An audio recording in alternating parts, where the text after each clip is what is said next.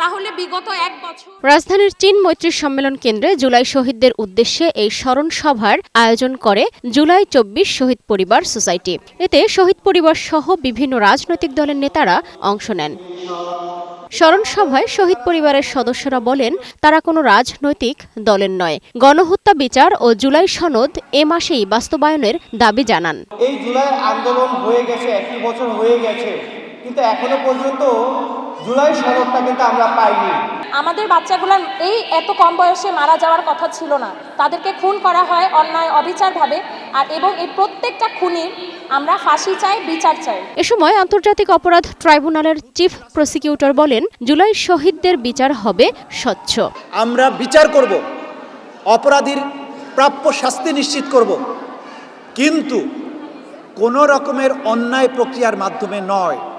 গোটা দুনিয়ার কেউ যাতে এই প্রশ্ন তুলতে না পারে যে বিচার হয়েছে কিন্তু সেটা কলঙ্কিত বিচার, যেটা আওয়ামী লীগ করেছিল অতীতে। এ সময় জুলাই শহীদদের পরিবারের সদস্যদের কোনো রাজনৈতিক দলে সম্পৃক্ত না হওয়ার আহ্বান জানান বিভিন্ন দলের নেতারা। কি সংস্কারটা করলো এক বছরে, যেটা বাংলাদেশের মানুষকে আগামী 10 বছর সুবিধা দিবে, সেটা এখানে উন্মুক্ত মঞ্চে তাদেরকে ঘোষণা করতে হবে। বড় রাজনৈতিক দলগুলোর সাথে বিরাম হয়ে চুপসে যাওয়ার জন্য তাদেরকে উপদেষ্টা পদে বসানো হয়। সবার আগে জুলাই সনদ বাস্তবায়নের দাবি জানান জামায়াত ইসলামীর আমির। শহীদ পরিবারগুলো কারো কাছে ভিক্ষা চায় না, তারা সম্মানের সাথে বাঁচতে চায়।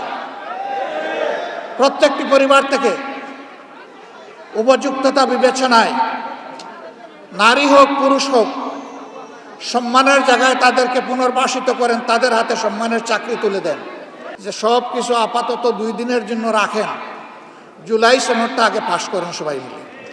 অনুষ্ঠানে অন্তর্বর্তী সরকারের কোনো উপদেষ্টা না যাওয়ায় ক্ষোভ জানান আয়োজকরা। আর যারা আয়না করেছিলেন। সালমা জাহান মুক্তা, বৈশাখী সংবাদ, ঢাকা।